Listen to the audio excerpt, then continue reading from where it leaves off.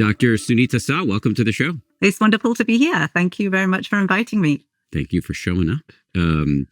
I would love to start with a little of your personal story and how you got interested in the subject of defiance. We can define defiance at some point, but let's just start with your personal story. And in particular, I noticed that your name actually has to do with compliance. That's right. Yes, I got into this work for both personal and professional reasons. And one of the things I say is that I grew up with a masterclass in compliance. And I did ask my dad when I was quite young, what does my name Sunita mean?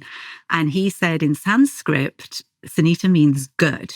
And the way that I interpreted good and the messages that I received was that to be good really means to be polite, to be nice, to obey, to do as you're told, to not question authority. So I really started equating being compliant with being good and defiance with being bad.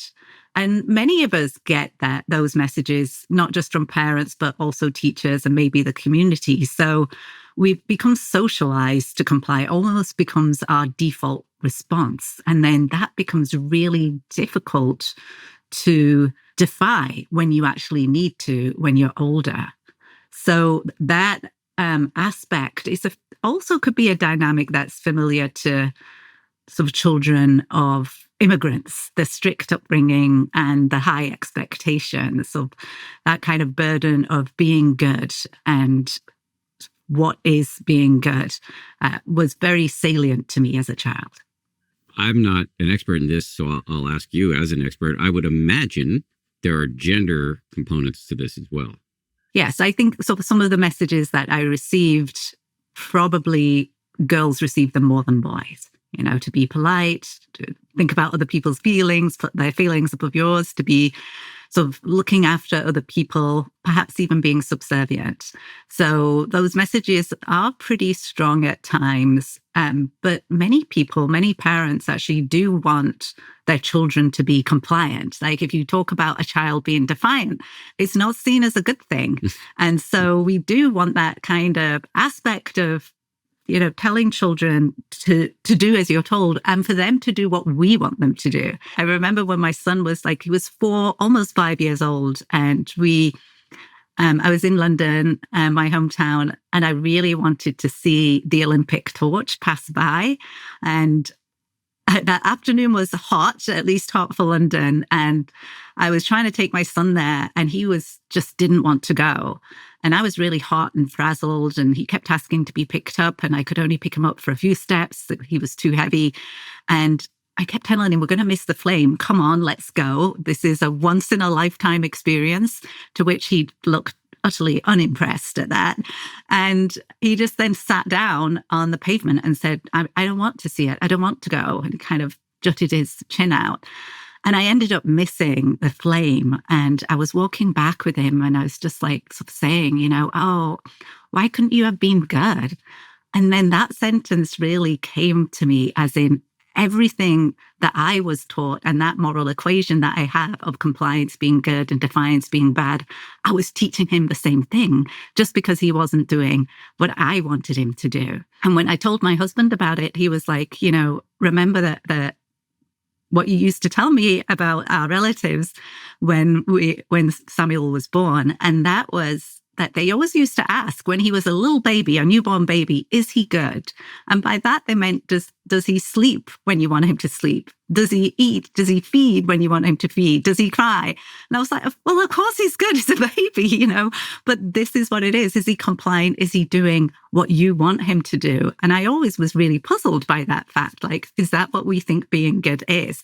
And so we make all these associations about what good is. And it is such a strong association with being compliant and living up to other people's expectations that we really need to break that moral equation later on in life. And for many people, especially with that kind of upbringing and being socialized to be compliant, find it very difficult to break that moral equation.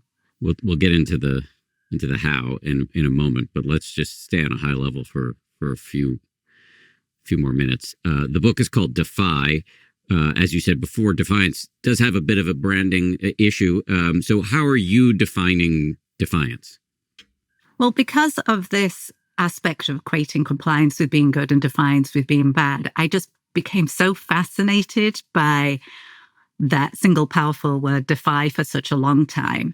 I was always fascinated by people who could defy and be themselves.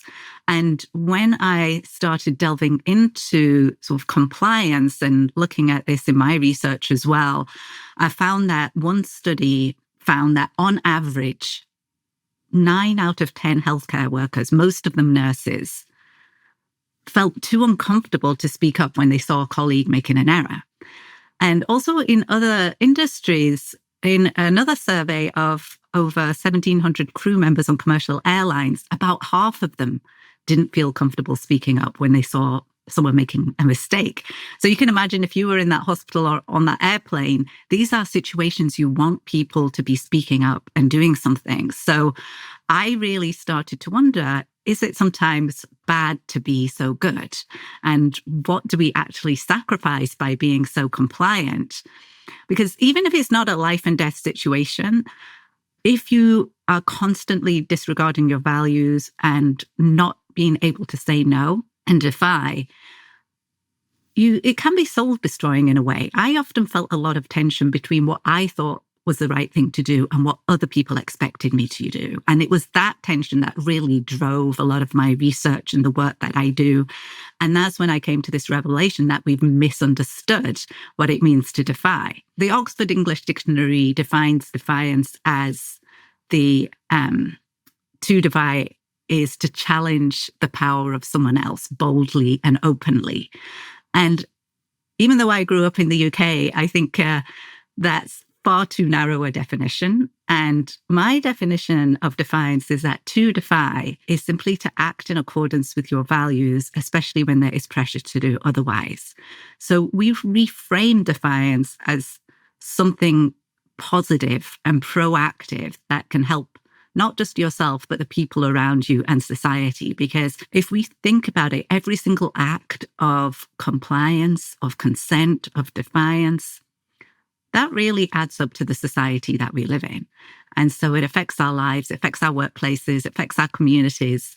And that's why I'm very passionate about understanding this and giving people tools to be actually be able to defy when they need to. My wife and I, for many years, have off and on seen this couples therapist, Michael Vincent Miller, awesome dude. And he once said that the code of a relationship, so in digital code, it's ones and zeros, but the code of a relationship is yeses and nos. Interesting. And that most of it should be yeses? No, it's just more that I'm picking up on your concept that our compliance or defiance is what makes a society. And I think yeses and nos are what make up relationships, romantic or otherwise. Right. Absolutely. Yes. I mean, it has an effect in the environment every time we say, and interpersonal effect too. Every time we say yes or we say no, we're creating norms, and those norms create our lives. You write that there are 5 stages for defiance. Can you walk us through those? Sure. I've identified these 5 stages, and it could be, it's a useful framework for what we might experience when we actually defy. So some people can skip stages, you can go back and forth, but a lot of people do progress in this way. And the first stage of defiance is tension. And that is the tension that I spoke about. Like when you want to defy, you often feel some kind of tension. It manifests in your body in some way, and it could be different for each person. Some people feel some unease in their stomach. Other people get a dry mouth or a constricted throat. Some people get a headache. So it's really useful to learn what that sign is that you get. And that tension is really important because a lot of people think that is what is doubt or anxiety or their weakness. But actually, if you didn't have any tension, you would have given all your power and agency away. If you had done that, you would just be, yes, of course. You wouldn't feel any tension. That tension is actually a signal of your strength, that perhaps this is not the right thing to do. So the second stage is really acknowledging that to yourself. It's like really examining, why do I feel this tension? Why do I feel uncomfortable? What is it that I think is wrong about this situation? And really examining that.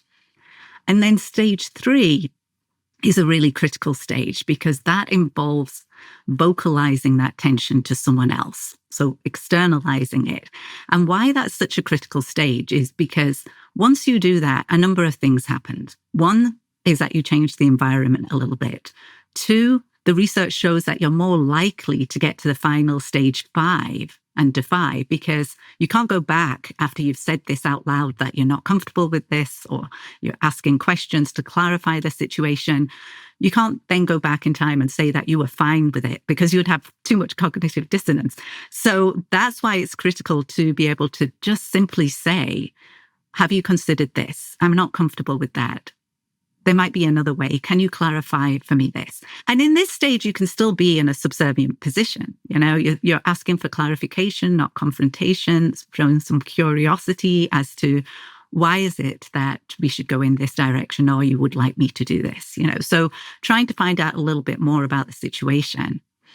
Then once you have those answers, stage 4 is your non-compliance sort of communication. So really threatening, I suppose you could call that threat, or just communication of, I can't go along with that.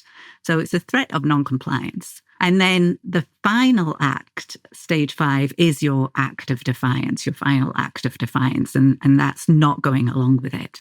And the really fascinating thing is that if you can get to that final stage of defiance, all that tension that you felt in stage 1, that just dissipates. It melts away. And that's actually really fascinating to see, because a lot of people, when they're in stage 1 and they just disregard it, or even if they acknowledge it to themselves, they try to sweep it away and they think it's weakness. It doesn't actually go away if you just sort of swallow your words or just keep it to yourself. It actually grows and can lead to resentment and regret and a whole lot of other negative consequences. So getting to stage 5 and being able to act in alignment with what you think is the right thing to do is really more authentic. It's more honest. It's more joyful. And that tension just dissipates. I noted with interest that one of the things you recommend, which if you didn't recommend, I would have recommended, is meditation as a way for people to boost self-awareness so that they know when there's tension, not in just like an ambient, miasmatic way, but like you see it for what it is. And specifically body scan meditation, where you kind of sweep your attention starting at the top of your head and down through the rest of your body, as a practice that gives you improved interoception, or ability to perceive the body's signals, so that you can know when you're at that tension stage. Maybe say a little bit more about that. Yeah, I mean, that tension is really a powerful signal. It's like the warning sign that something isn't quite right here. And it's a shame that we often think about tension as being something so uncomfortable, or something that's weak within us that we just have to get through. But to really listen to that tension is going to give you your strength. Is really what I say. It's your values speaking to you. It's trying to warn you that something isn't right, and to really look at this in more detail. And I think it's really fascinating if people can get in tune with how it manifests in themselves, because it can be different for each person, as I mentioned, and really know what the signs are. Oh, I felt this before. Why is that? And it's the way I learned how to defy when I needed to, because I would be in a situation, I would feel this tension, and I would often try to disregard it or just go along with what the other person wanted. But the next time you're in that situation and you feel that tension again, it reminds you, oh, this is what I did last time. Maybe this time I can listen to it and do something different. And tell you, once you get to that stage 5 and that tension goes away, it's a wonderful feeling. a wonderful accomplishment to be able to live in alignment with what you think is the right thing to do. Yes, easier said than done. Absolutely. And we'll get into ways to make it easier to do in a moment. But you've brought up values a lot. Although I used a but in that last sentence. I probably should have said and, because I think this concept of values, which may sound sort of anodyne or like a bromide or something like that, but the way you talk about it, it actually is quite practical and can help you defy more successfully. So can you say more about why it's so important to understand what your values are? And I guess as an add-on question, like how, I think many of us may not have even articulated our values. Yes, I think that's true. Very few people sort of think about their values, even less write down their values unless they're explicitly asked to write down their values. I think it's fascinating that like lots of organizations and institutions, they have like a mission statement or they have company values, but we often don't do that for ourselves.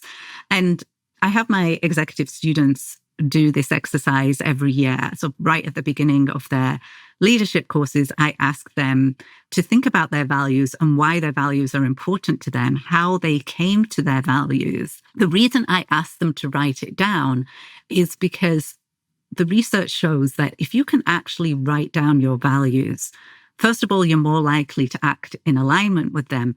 And second of all, you have a lower stress response. You have a lower cortisol level if you know who you are and what you stand for.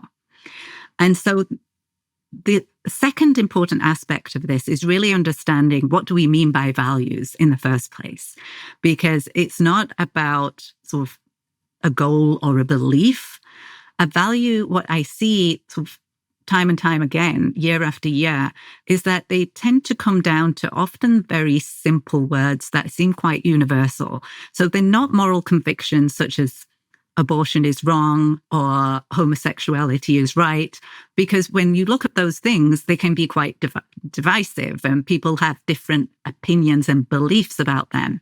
They're not sort of moral convictions in that we sort of see them as fact, but you can have a big debate with someone about them. What I'm talking about are values such as integrity, compassion, benevolence, fairness, justice. These are the types of values that I see. And if we can enact them in our behavior on a day-to-day basis, that is really powerful. But people often have these values. They will say, and I often ask my executive students to do this exercise and rate yourself on a scale of 0 to 100 in how honest you think you are relative to other people in the room. So if you think you are the least honest, it should be 0. If you think you are the most honest, it should be 100. And if you think you're average, it should be 50. And I see the same results every year. What do you think that would be? 75. It's always about 85 or over, right? Like Lake Wobegon. Well, like half the people in the class need to be below average and half need to be above for this to work. But everybody is saying 85 or over. Very few are saying they're average and nobody is saying they're below average. So we really value this aspect of integrity, but whether we can actually live that value is different, because what I've seen is what somebody believes their values to be is quite different from how they actually behave. That distance between who we think we are and what we actually do is enormous. So how do we get closer to eliminating that gap, or at least mitigating that gap? Is learning how to defy is an important way, given how so much of our behavior is influenced by others. And it starts at a very young age. So there was a survey of over 20,000 high school students. It found in that survey that nearly 2/3 of students have said that they have cheated on a test. Maybe that doesn't surprise people, but it also said nearly 1/3 had stolen something from a store in the past year, which I was surprised about. And then this next one, given that I have a student at high school, was a little bit heartbreaking, was that over 80% had said that they had lied to their parent about something significant. And these figures are likely higher because 1 in 4 confessed they'd lied on at least one question in the survey. So it starts at this young age, but it's not unique to high school students because they also say that they're happy with their ethics and their honesty. So what we need to do is really align our behaviors and our actions with the values that we state we have. Because if we can't do that, who we are and what we value actually changes. Because I'm sure you've heard like people saying, like doing something and then sort of saying, this is not me. But if you do it over and over again, then it actually is you.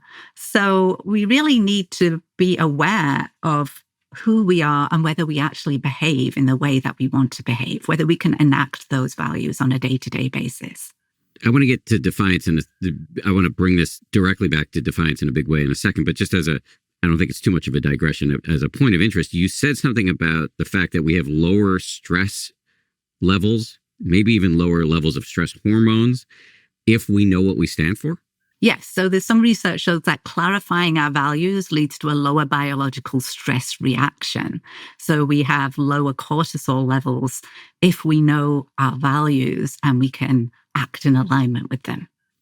I'll abuse my privilege as the host of the show to say a little bit about myself. And I'm doing that a little bit sheepishly because this is something I've said a million times. So to my loyal listeners, I apologize. But you may not know, Sunita, that I got 2 years ago a tattoo on my left wrist right next to my watch that has the letters FTBOAB, which stands for the benefit of all beings, which is a classical Buddhist expression. It is a value of mine to be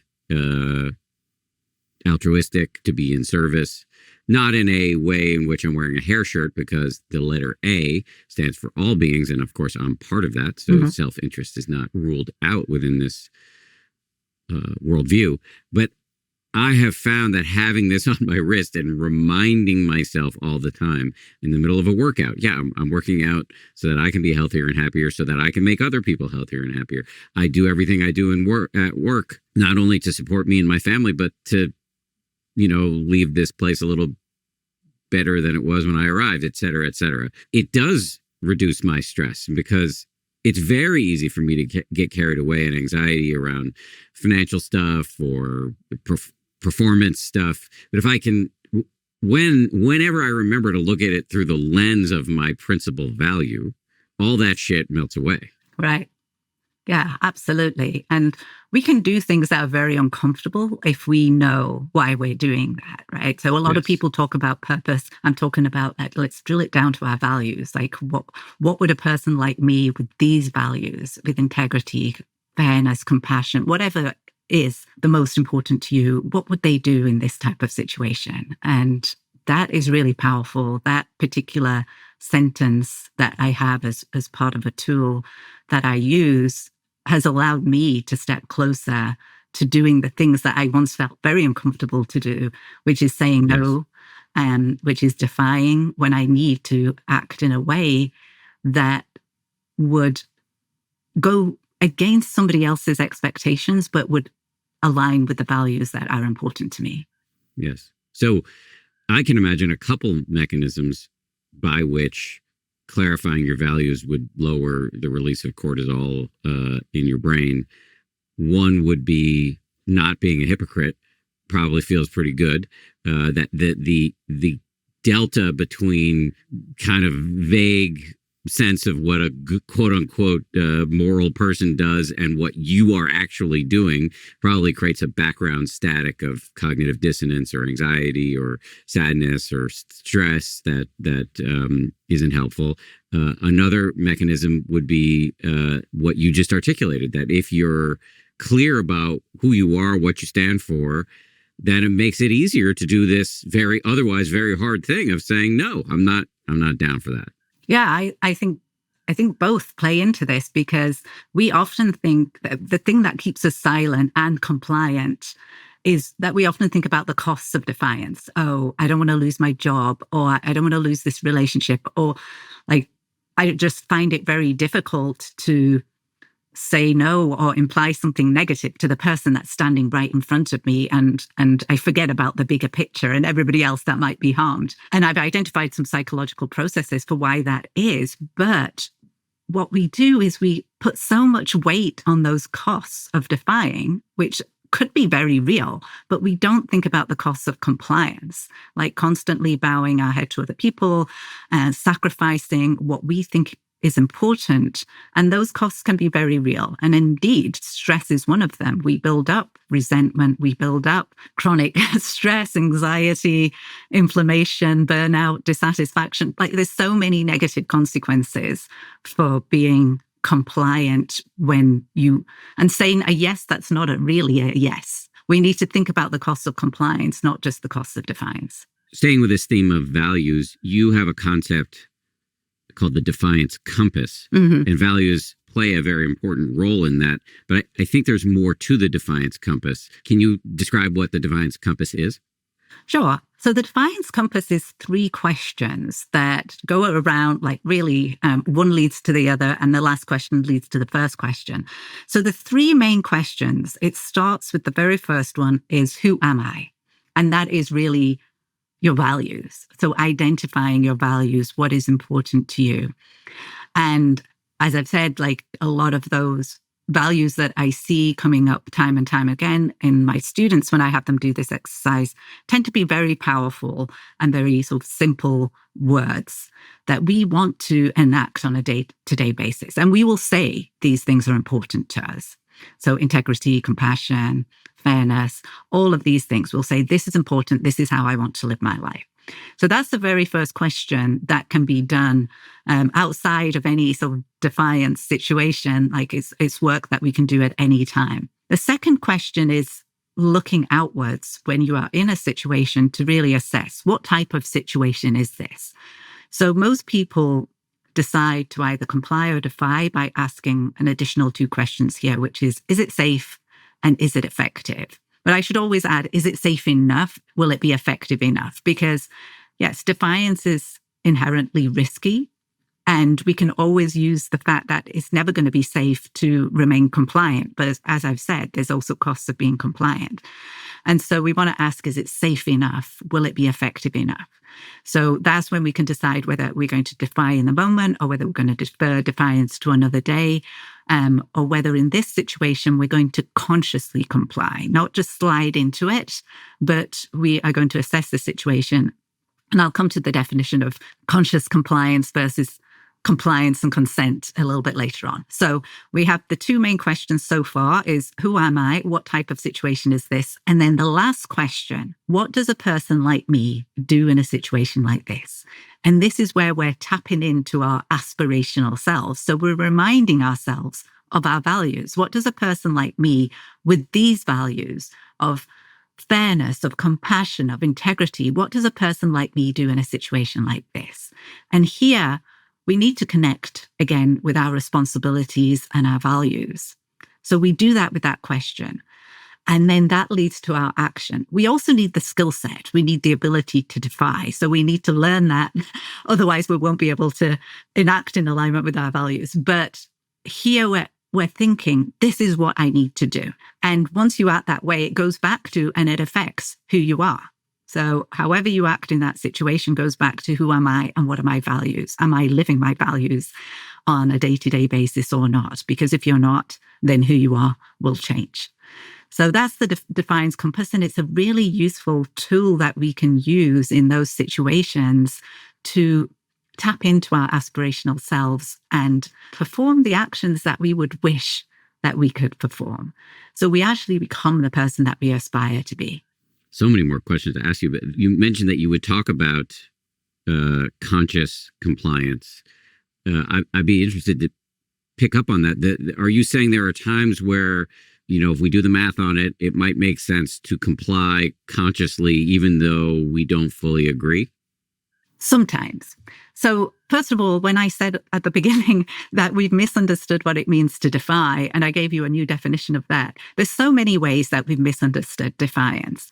And that's because we don't really understand what these terms compliance, consent, defiance, conscious compliance actually are. And I want to give people this sort of moral language really to understand and clarify the decisions that we make on a daily basis. So, if we start with what is compliance, compliance is basically sliding into something. It's imposed on us from something external. So it could be an order, it could be a suggestion, it could be society's expectations. So yes, that's not quite a yes. It's coming from something outside of ourselves that's asking us to do something.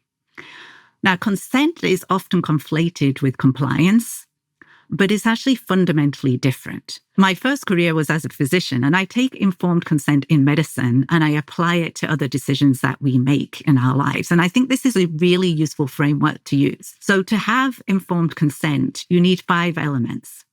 So the first one is capacity. You need the cognitive capacity, the mental capacity to be able to make a decision. So you're not under the influence of drugs or alcohol, you're not too sick.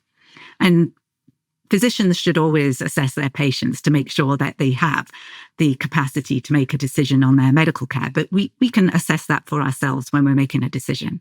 Then the next one is knowledge, that we need information about the decision we're about to make.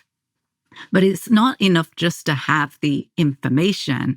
The third element is a thorough understanding of that information. So a grasp of all the facts, the risks, the benefits, and the alternatives. Once you have the capacity, the knowledge, and the understanding, the fourth element is the freedom to say no.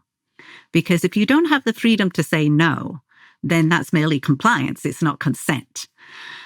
And then, so if you have those 4 elements, then the 5th element is your authorization, your thoroughly considered authorization. That is your active expression of your deeply held values. So that's your consent. It isn't compliance. It's very different. That's what I call consent, or your true yes.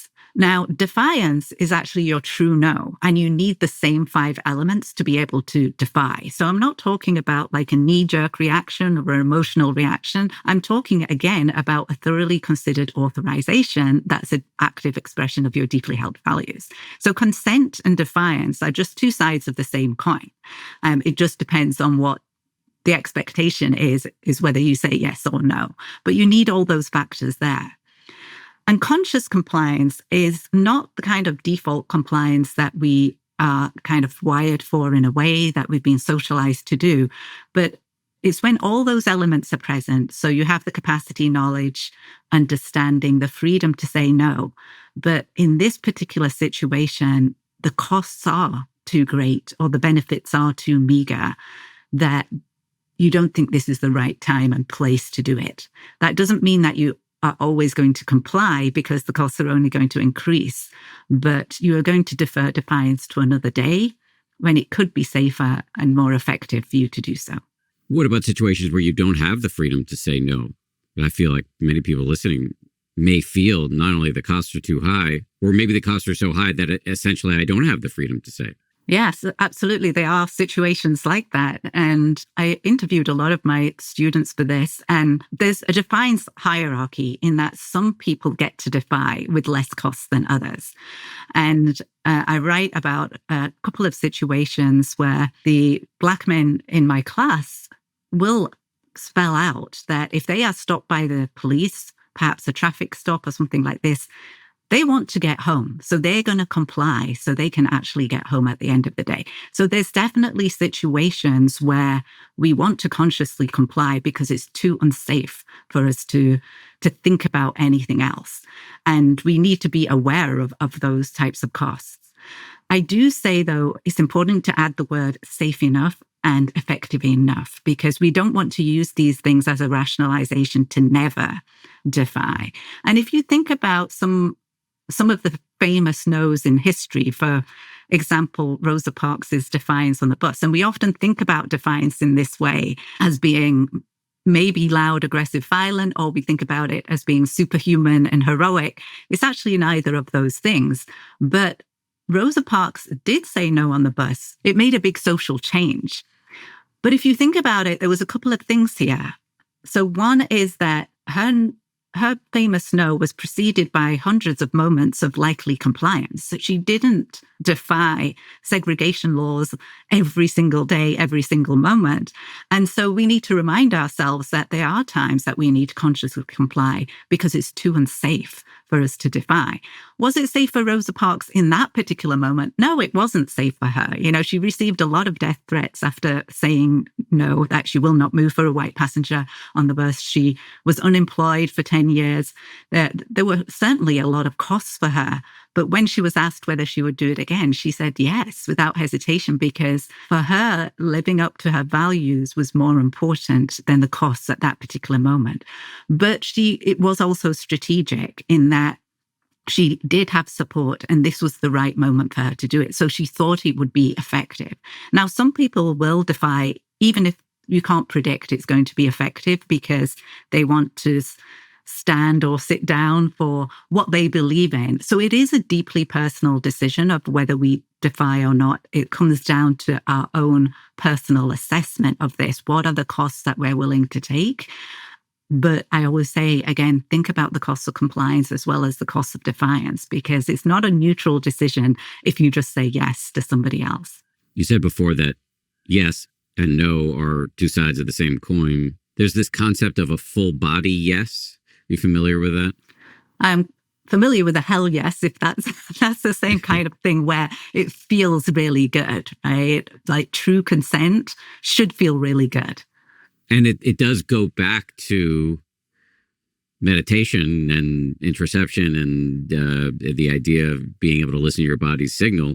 Yes, you should listen for the tension, and you should also listen for the positive resonance with, yeah, hell yes, I do want to do this. This is a great idea. Yes, and that's stage 5, which could be a yes, it could be a no. So as I said, when you do defy, that tension that you have at the beginning, it melts away. And you're left with those positive aspects that you're talking about.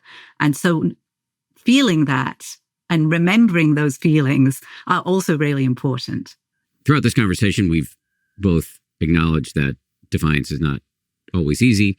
And you've definitely given us some practical tools as the conversation has progressed. But let's kind of put a fine point on the how to do this aspect of your book. You talk about 4 steps to make defiance, again, understood more capaciously than the Oxford Dictionary might render it.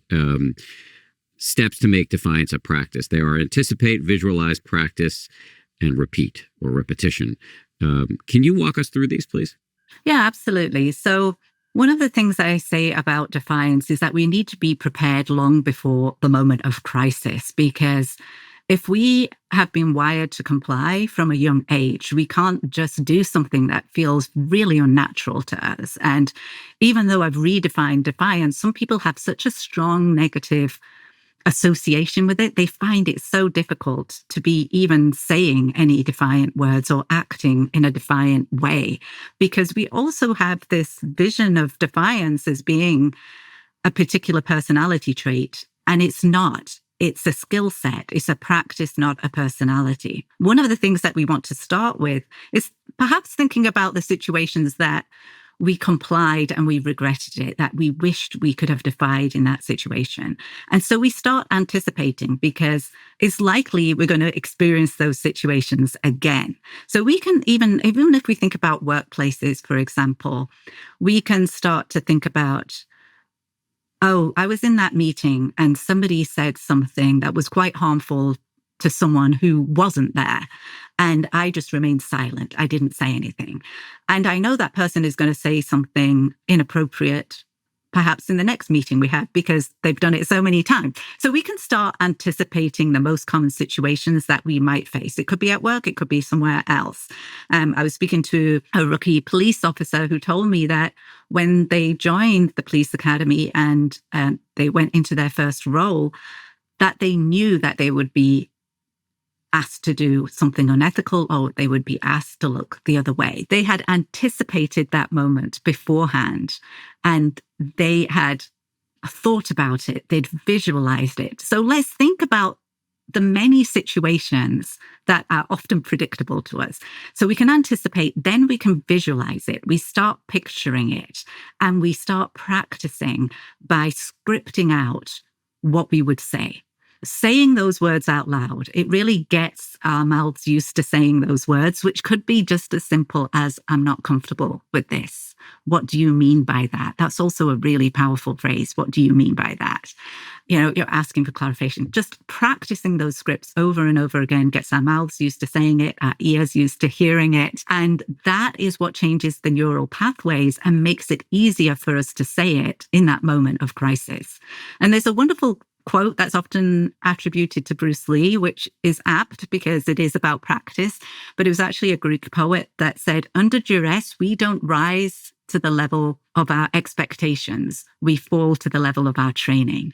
And that's why it's so important to practice before we get into that situation. So I recommend it's not a personality, it's a practice. It's a skill set that we can choose to use. We can nurture it, we can create it, and we can choose when to use it. We can be compliant one day, we can be defiant the next day, but it really is a choice.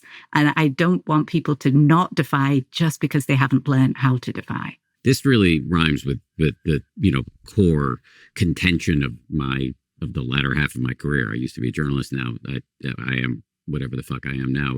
I guess a happiness person, well-being person. The animating insight of my work is that happiness, which I understand very broadly as, all aspects of human flourishing or doing life better, from sleep to exercise to meditation to therapy to relationships to beauty to purpose. It's not a factory setting that's unalterable. It's a set of skills. And so that's what you're saying is true of defiance. These 4 steps, anticipate, visualize, practice the words, which I really resonate with that. And I've found that practicing for conversations, whether they're defiance conversations or not, can really help make them more successful. And then repeat Yes. Ad nauseum, like that. That's how you do it. That really lands for me. Yeah, it's so powerful. It's so powerful. And it's also quite liberating to know that you don't have to have a self-concept, or you don't have to think about yourselves as being brave or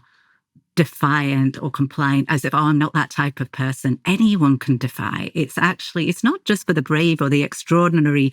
It is available and necessary for all of us. And so we can all defy in our own unique way with far less angst than we used to have. And it just starts with making defiance a practice. So we have that action plan that starts long before the moment of crisis. I would build on that to say that it's not just the right thing to do. It's also the self-interested thing to do. You don't need to develop this muscle because you want to be a good citizen, which is great. But it's also going to, as we said before, lower your stress levels. Exactly. Make you happier, make your life more seamless. Yeah. And, it's also wonderful. Yes, it can be self-interested, but it also has... You are more of yourself, but it does transform you to live in alignment with yourself.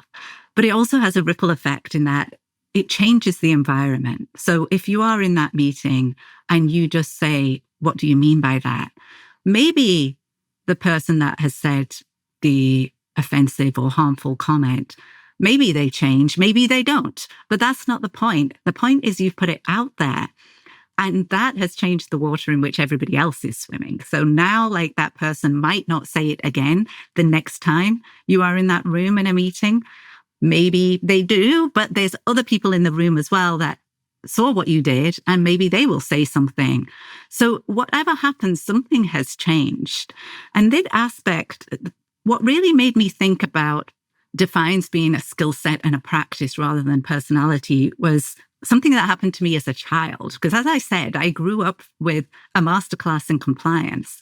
And my mum as well, she got married very young to my dad. She's of Indian origin. She's 4'10" at the most. She's petite. And I saw her as a very compliant person. She did all the cooking, the cleaning, the grocery shopping. She looked after everybody's needs. She was what I would call subservient and extremely compliant. So at that moment in time, and for many years afterwards, I always thought about compliance and defiance as being binary. And I very neatly put her in the compliant box. And then when I was about 7 or 8, something happened that really changed how I viewed her. We were walking back from the grocery store. She was pulling along a shopping cart that was filled with produce. It just looks like, wheeled luggage, so 2 wheels. We were pulling it along, and it was quite a long walk back home. And we decided to go through what in the north of England, in West Yorkshire, we call a snicket, which is just a very narrow alleyway. And I was always told, don't go through the snicket on your own as a child when I would come back home from school. But we decided that 2 of us, we would go together through this alleyway. And in that alleyway, we were stopped by a group of teenage boys. And they blocked our path and they started shouting out some racist comments and telling us to go back home. Now, my reaction to the boys was instant. I immediately grabbed my mum's arm and I looked down. I averted my gaze. I did not want to look at these boys at all. I just wanted to maneuver as fast as possible through them to get home. But my mum, which I thought she would just do that and be compliant, she did something different that day. Now, she was wearing, I just remember it so vividly as if it was yesterday, she was wearing her blue-green sari. She had her hair in just one neat plait at the back. And as I said, she's quite small, she's petite. But she stopped and she looked at the boys directly in the eyes and she just asked them that phrase that I've already said, what do you mean by that? Now, at that point, my heart started racing quite fast and I grabbed her arm even tighter and I even whispered to her, come on, Ma. And she said no to me and she put the shopping cart up vertical. She put one hand on her hip and she looked back at them again and she said, what do you mean? And they didn't say anything at all. They just started looking at each other and then she continued to look at them. And when there was just silence, she said, oh, yes, you think you're big, strong boys, big, clever boys. And she started telling them off in this broken English until one of the boys looked at the others and said, let's go. And they just dispersed. And she grabbed the shopping cart and she started walking really fast through that snicket to get back home. And I was thinking, what just happened? So my mum, my compliant mum, suddenly showed me what it is like to be defiant. It's not a personality. It's the skill set and we can choose to use it. And she chose to use it that day, maybe because I was present. It became clear to me afterwards that she had experienced that situation before, like those boys or people like those boys. She would come home sort of muttering something. And I always thought she was annoyed with the shopping cart, but it must have been because of these boys. And what I realized is that compliance might be our default, but it's not our destiny. Anyone can be defiant. It's not a character trait. And society is actually built on all of these smaller moments because what I hope to provide with the research that I've done and this book is that people get the tools and they start thinking about defiance and compliance in this way, and they start teaching their children defiance skills as well as compliance. Because what I would really love is that we build a society where one of the teens would be what I call a moral maverick and speak up against the peers to tell them to stop. So my immigrant mother wouldn't have to do that. And this is what I call the defiance domino effect. Like one thing, defiance transforms you, but also the people who observe it, it has this ripple effect. And it really affected me that day. And it stayed with me and probably led to the research that I'm doing now. Do you believe that people who, through no innate merit of their own, people with unearned advantages, I don't want to name any names, but his initials are Dan Harris. People with unearned advantages in society have more obligation to defy than those who have unearned disadvantages, like who have disadvantages through no fault of their own? Yeah, I do talk about defiance hierarchy where some people can defy with far less consequences than other people. And some people are in positions of power where it should be up to them rather than people who are disadvantaged to always speak up. And so there's two things. For example, you mentioned women and girls at the beginning of this. Like, do they receive these messages to comply more often? Well, yes. And we see that there are more costs and backlash for being defiant for certain groups of people than other groups. And not only are there more costs, but some people are expected to be more compliant.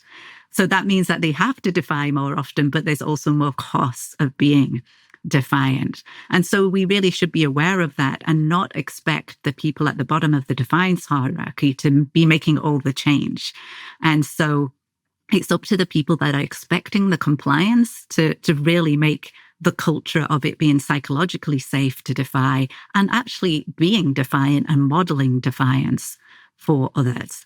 You used a term there that I had written down on my sheet of paper in front of me, my notes for this interview, as the next thing I wanted to talk to you about: psychological safety, which sounds like a kind of bland term, but it really is incredibly important. Just as a brief aside, and this, I'm not telling this to you, Sunita, I'm saying it to the audience because I suspect you already know what I'm about to say. There was this great article written by Charles Duhigg in New York Times Magazine many years ago about a research initiative at Google. I think it was Google. Anyway, some huge multinational corporation. They were trying to figure out like what made for the most successful teams. They couldn't figure it out. Like for years or for some extended period of time, they couldn't figure out why some teams performed better than others.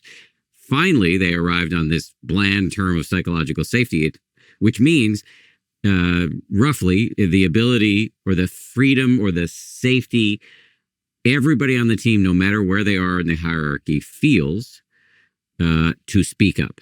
And so we've been talking a lot in this conversation, pretty much wholly in this conversation, about individuals and when it's safe and wise to defy. But there's also this other side of the coin, which is those with power who are at the top of a hierarchy and can set the culture, the norms for a culture. So I'm thinking about me within my own company, so that people feel safe to defy, which is a kind of enlightened self-interest, because I want people to tell me when I'm being a schmuck so that I can stop being a schmuck, which is bad for business. So what can people like me who have institutional power or power within a family, power at all, to do to create psychological safety? In other words, the conditions in which defiance becomes a safe thing to do. Yeah, and I think this is a great question, is that, yes, there is some self-interest for leaders to do this, because if you do have an organization or a group or a team where it isn't psychologically safe, where people don't feel that they can speak up without being penalized, then you are going to stifle creativity, innovation. You're not going to get told if you're heading off a cliff with a certain service or a product. So you want people to be able to defy and create those types of cultures where you are not going to get the type of turnover. You're not going to have your workforce being fearful, and obviously then all the costs that come with that, sort of the high overturn, burnout, stress, all of those things. In my research, where I've looked at sort of what I call the voice empathy gap, it's like a difference between how managers and leaders view their organizations versus the employees. So people at the top of the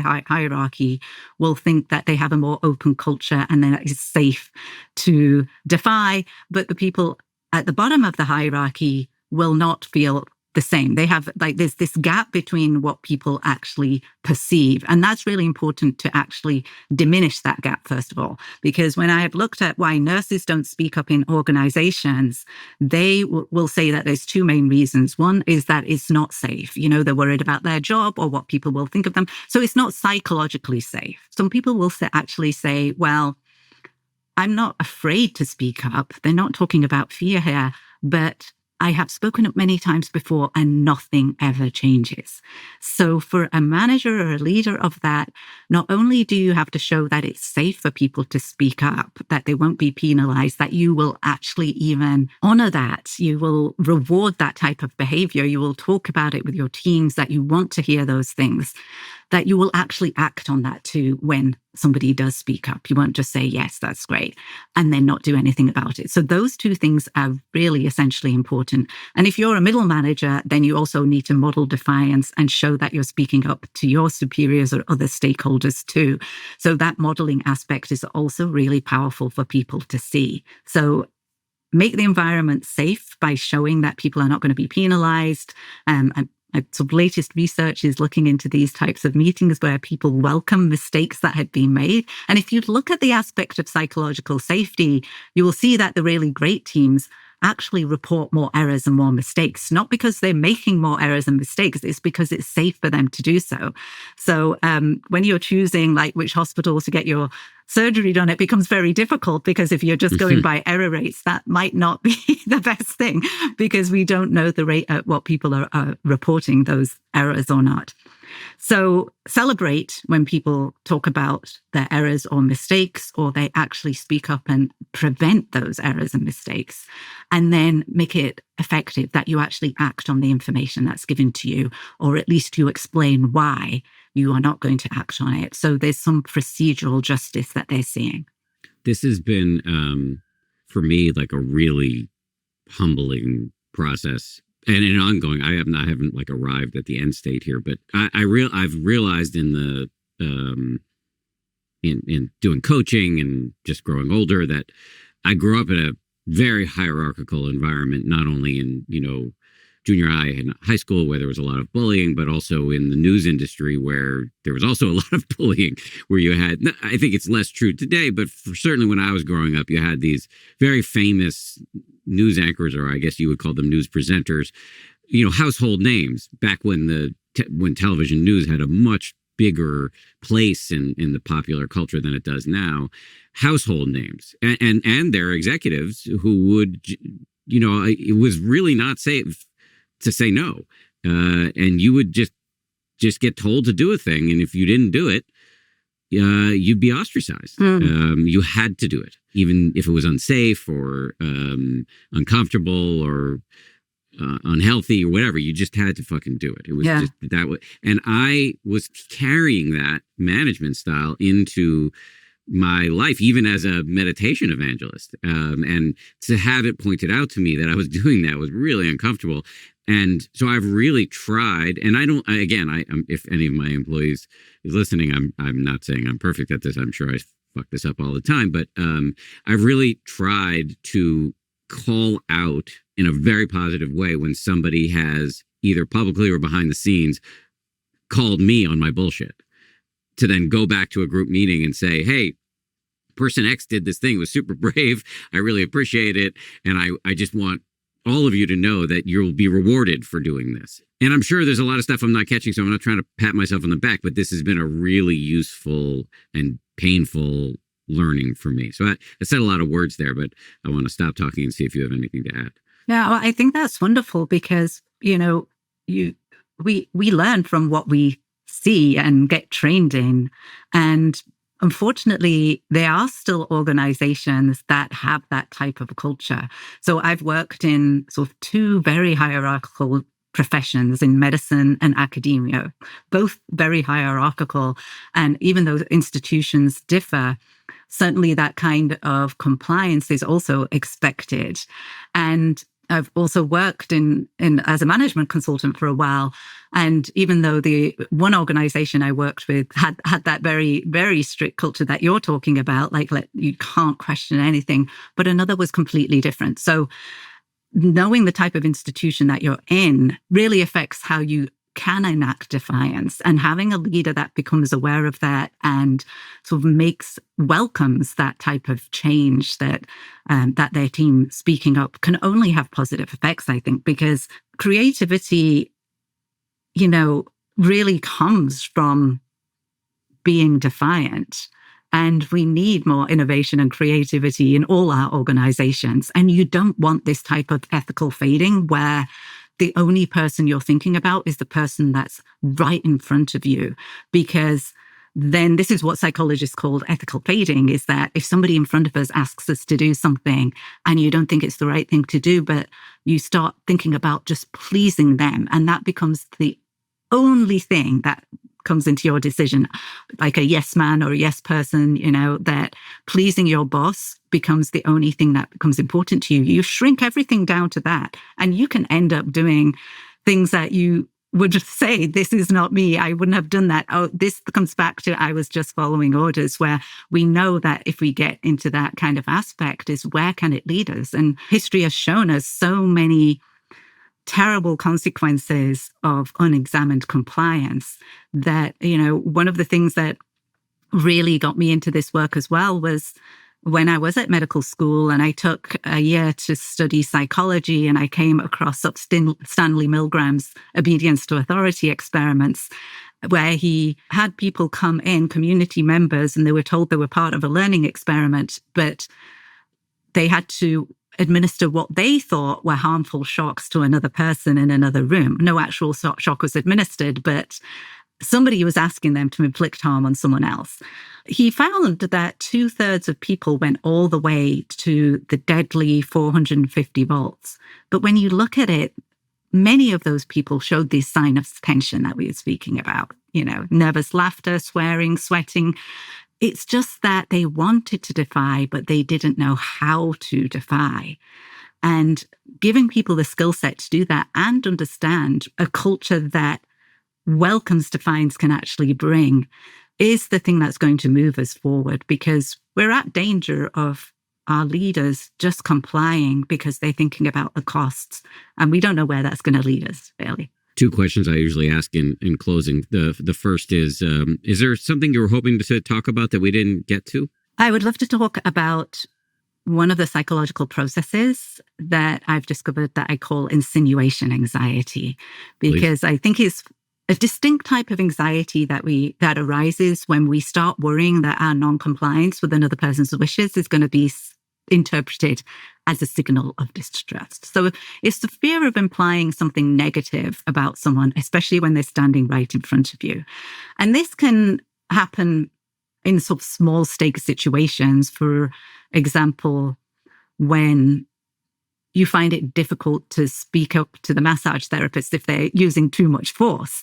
You don't want to insinuate that they don't know what they're doing, or you're in the hairdresser's chair and they're like, trust you with this new haircut, or let me try some purple streaks or something. And you find it very difficult to say no to them and maybe almost thank them and give them a tip on the way out, to more sort of serious situations. So insinuation anxiety could explain why nurses don't speak up when they see a colleague or a physician making an error.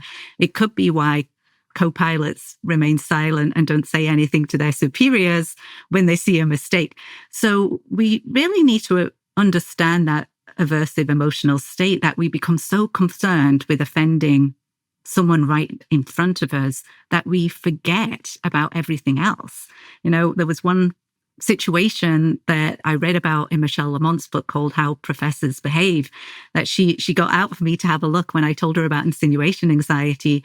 And it was about a woman that had gone into this committee. She was asked to be part of a committee with 4 senior men, and they were assessing grants.